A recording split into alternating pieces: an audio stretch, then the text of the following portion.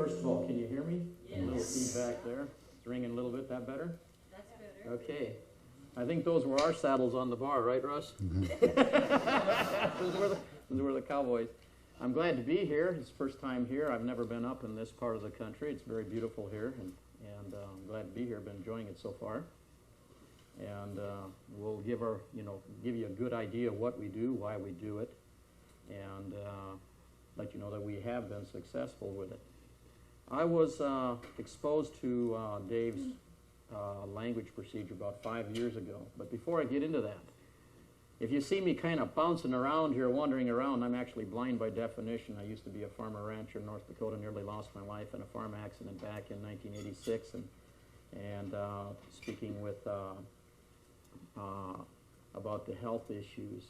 I'm running on 28 screws, 5 pieces of steel, a transplanted liver, and I'm blind by definition. So if anyone knows about the issues of health, I've been down that road. And so I'm just fortunate to be alive. There's the good things and the bad side of medicine. If it's done correctly, it can do wonderful things. And if there's mistakes made and wrong prescriptions done, they can cost you your life, which nearly happened to me. Fortunately for me, I have a wife who is an RN and a nurse educator, and I have some pre-professional medical training myself, so we were able to prevent some of those things which actually would have cost me my life. So it's helpful to know what's going on right now. Only I can be responsible for me. I can't be responsible for someone else. I can't educate them. I can give you information, just what we're searching out here. But only I can take full accountability and responsibility for me, and I can do my best then to help others, and that's what we're here, and that's what we're about. Now, with the David Wynn Miller procedures, one of the first things I'll say is this, and Russell and I are in agreement on this. We don't come to slay Caesar, so to speak. We come, in effect, to praise Caesar in that sense and say this. There's a wrong way and a right way to do things, and this is, I think, the same thing that Mr. Begich was talking about, and Mr. Tunney and several others. But what is it? How do we seek out knowledge? How do we attain knowledge? What process do we use to process information, which comes to a process of thinking? And from what I've discovered, I've homeschooled children. We've had 7 youngsters, and I won't get into that. And not all my own stepchildren, all those things. And you look at an educational system and you ask yourself the question, and what I see is they teach us what to think, but they don't teach us how to think. And that's the critical thing that we need to really take a good look at. Now, every one of us thinks in a language we speak. Eric, you're French. You can speak French and English very well. I got to meet Eric personally for the first time. And I've got a question for you, Eric. Maybe you can tell me this. My background is German. When you speak French, do you think in English? No. You think in French, right? When you speak English, you think what? English. Okay, when I'm German, when I want to speak in German, I have to think in German to speak the German. If I want to speak in English, I have to speak in English. So what happens now? Now that's the foundation I want to create here is this. Is what happens, or what language do you speak in? You speak or you think in the language you've been taught. So in effect, what happens if I corrupt the language? I corrupted your entire thought process. And so this is kind of what I want to introduce this with it, so that we can begin to correct. What Mr. Miller's language procedure in effect does is begins to correct the thinking process. Because if we can't process information correctly, how can we ever arrive at truth? And especially when we communicate with one another. That's not just on a personal level, but with one another. And then how we engage in contract business, not just as one-to-one, but then as nations and as groups globally. And so we can take it down to the lowest common denominator and just as far as we can expand that circle. And so that's kind of in effect what we've done, what we're about. So now where I started was about 5 years ago. I had a fellow give me some information about this, and it started over a little parking citation. $10 parking citation, and I'll lay this out for you. This is the simplest thing. I own a little business. Matter of fact, I'm a music store, so I kind of have, some of the stuff that's going on here. And a bookstore. But I rent my business from a theater that's next door. It's a public building. So the city paints a yellow line in front of the theater, which encompasses the front of my business. But the theater is closed during the day when I'm open. And my business is closed when the theater is open. But the police enforce the yellow line 24 hours a day. So I can't even park in front of my business without getting a parking citation. I'm saying, geez, what's going on here? Somebody isn't thinking. If the theater is closed, why do they need to enforce the parking? Does that make sense? But so when I go down and I challenge the court on the parking citation, I'm saying, hey, doesn't the police officer have enough sense to know when to enforce a law and when not to enforce a law?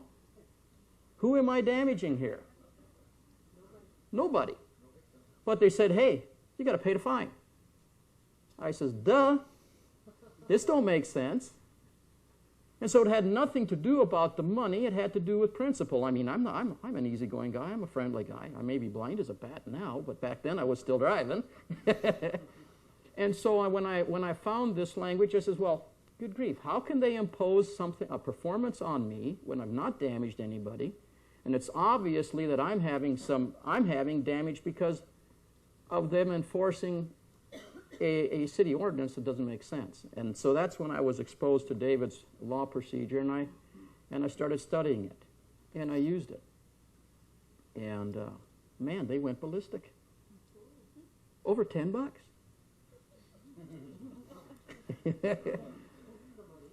And so here's what's happening. Okay, and I'm going to lay out a little scenario. You've got a city which is a corporation. I don't know how is the city down here corporated? More than likely it is. Okay, so you got a corporate entity, and you're subject to that corporation's rules. How do you get out of that? How do you deal with all those issues? And so the basic thing, number one, then comes down to language. Now, how many of you have been exposed to some of this before? Quite a good number? Yeah. Okay. Good number. Okay. Good. So, all the doubters. What was that? I said good. All the naysayers. All the yeah. That's a good thing. Well, I don't know how many of you, even though you've been exposed to it, how many have probably used it? Because what I've been hearing, is you just haven't been able to get much results out of it. You've got their attention, but they've just really been stonewalling and whatnot.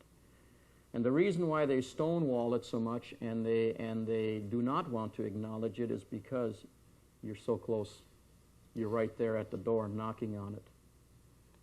And the technology that you have can put them out of business. And you think that don't scare the living daylights out of them? I don't know what else will.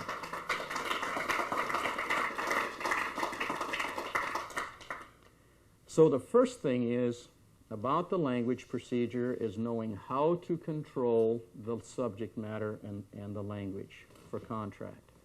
Okay? Now, I don't know how many of you have seen just the basics, but for those who haven't, I'm just going to do a very little simple analogy so you can see what happens. Now, I'm going to step up on here, so if I don't stumble, give me a shot here. Okay. And I'm going to make something very simple. How many of you have a digital clock in your home? Okay. What do you see on that digital clock? Okay, you see the colons, right? Well, we don't have seconds on most of them because we don't break it down that close. How many of you can see that? Okay. So if you got hours, minutes, and seconds, and you've got the colons in there. Now, most of us are familiar. We call it o'clock. It's a contraction for of the clock, right? Everybody agrees on that? Okay. So the colons, we say here we got 3 hours of the 30 minutes of the 30 seconds. We can read it backwards. It's the same thing. You take the punctuation out, you can't control it, right? And we all know that numbers are nouns. Okay, so I'm going to do something here. I'm going to say, okay, this is a noun, Minutes are a noun. Seconds are a noun. We got 3 elements there, okay? Let's just hold on to that for now, okay? Now what happens when I do this? If I write 35, it equals 35, right? When I translate it into numbers, right? Okay, now watch what happens. Now if I take the punctuation out, it becomes this, right? Would you agree? Okay, what is that telling us? It's telling us that there's a procedure that controls subject matter. Okay, these are nouns, and they're punctuated in order to be nouns, right? Okay, now let's see how many of you pick up on this.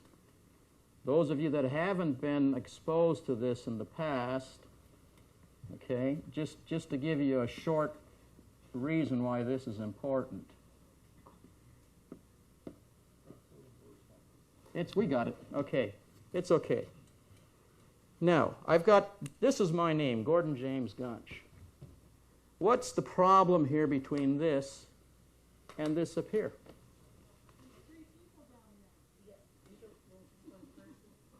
Yeah.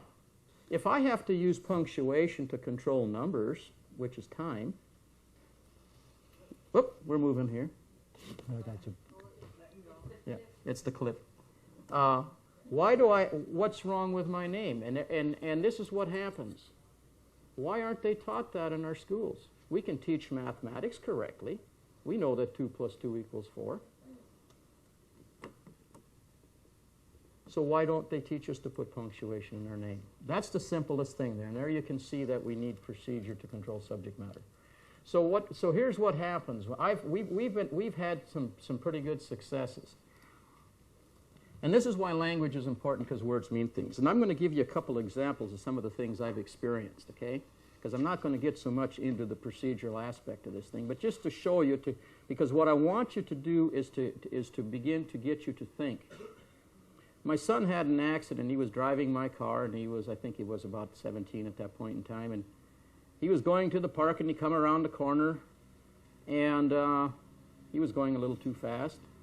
So instead of stepping on the brake, he stepped on the gas, thinking he was going to step on the brake, and he hit a tree and just mashed my Ford. So the police took an accident report. And they got him, they basically set him a court date and asked him to show up in court. And they wrote him a careless driving citation. Now, I didn't get into the issues of in the noun technology, but what I want to show you is what this does. It will give you an ability to identify what's going on, okay? What's wrong with an accident report? On the accident report, they wrote him a careless driving citation. Did anybody bother to look up in the dictionary what the definition of accident is? An accident says it's an accident. Nobody's liable for damages because that's why it's an accident, right? How can you assign liability on an accident report? The guy that drew up this form, where was he? What school did he go to? Why didn't they write it up a wreck report? Now, if we got a wreck report, maybe we can assign liability to somebody. So I come into court and I'm saying, how can you write my son a careless driving citation on an accident report and then assign liability? Now, I didn't even go into Miller's law procedures. And put the police officer, wrote the citation, put him under oath, put him on the witness stand. I says, could you explain to me how you could make a finding on an accident report that my son was driving carelessly? And he looked at me and smiled because he knew he had just been had on his own report. See, and so this is the significance of what I'm trying to tell you. Take the time to sit down and analyze and think about what you're writing or about what you're reading or what you're saying, because words mean things. Even the prosecutor, I had a laugh at that one. They just vacated that one. I told him, well, you know, they're going to dismiss it. And I says, you can't dismiss that. I says, you got to vacate it. It never happened. How can the city is liable for nothing? It didn't damage anybody. All they did was knock a little bark off a tree. You couldn't even tell that the tree had been smacked, but basically totaled my car. Fortunately for him, there was no injuries. But this is what I'm trying to tell you. Now, Russell and I have had quite a bit of success with this. And we're to the point now where they don't really bother us.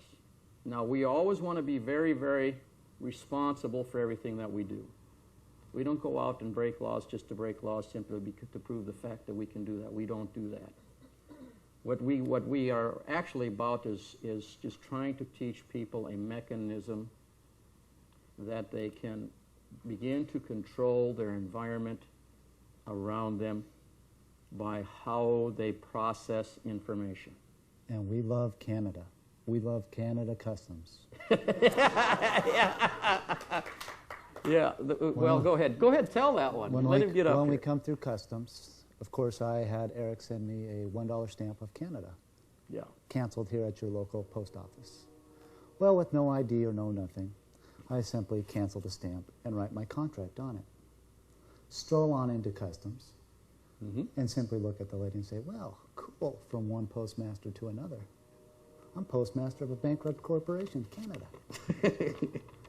She read my document, asked for no identification, put Canadian Customs authorization over the top of my bullet stamp. They're invoking contract universally through joinder and unity on all contracts, if you'll see, and putting her initials clearly on Canadian Customs stamp. Putting Canadian Customs authorization on my bill of lading. No authorization, no driver's license. He no didn't nothing. even show picture ID. No picture ID. Nothing. Stamps work, language works. Of course, they turn all red. I disqualified their customs. I'll hand this to let you guys look at it, see what. I want to walk. Oh, is he okay? Okay. Yeah, basically, when we showed up at customs, you know, when you're flying in, they're going to hand you these little cards where you got to declare or whatever. Well, declare meaning nothing anyway. You're not going to. So what you Nothing's do? going to be said clearly. That's what declare means. There's no declaration, so there's no clarity. So what you going to claim? Yeah. So basically, what you do is you disqualify them for fictitious conveyance of language. You don't get flushed about it. You don't get scared. You stroll up to them and tell them who you are. It's nothing personal with anybody on the planet. In fact, I'm friendly with all postmasters on the planet. No ill will for any postmasters or any government agencies that may be in here today.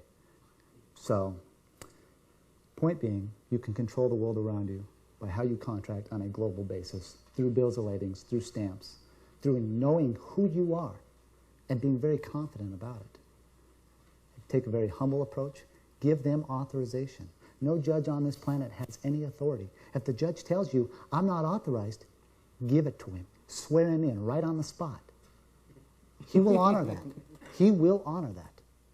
Give him a contract to authorize. Tell him you can read it frontwards and backwards. How would you like to see no deviation of 6 different languages? And go to your computer and download it. It's real simple, Control Shift. So you can switch it to French or to Spanish or to wherever you need to go. Be confident. Stay on point. A lot of things, a big famous thing that they like to do to us is put us in mental institutions. Stay on point. When the judge is screaming in your face, I'm going to put you in a mental institution, you look at him and say, hey, when you use in as a prefix, it becomes a particle of negation. So I guess you're going to send me to a no-institution, or a non-institution. What are you talking about? Stay on point. That is your problem here in Canada. Know who you are. Be confident. Don't get scared. Knowledge removes fear. The only thing they have is fear. See, because their only authorization, their only authority is in the fictitious conveyance of language. If you know where you're at, this actually happened when Russell went into the federal court. This was a United States Marshal. And we kid him. We say, United Modification of a Pronoun States, Marshal. Where do you have any authority now? And they say, See, we have past none. tense, don't have any.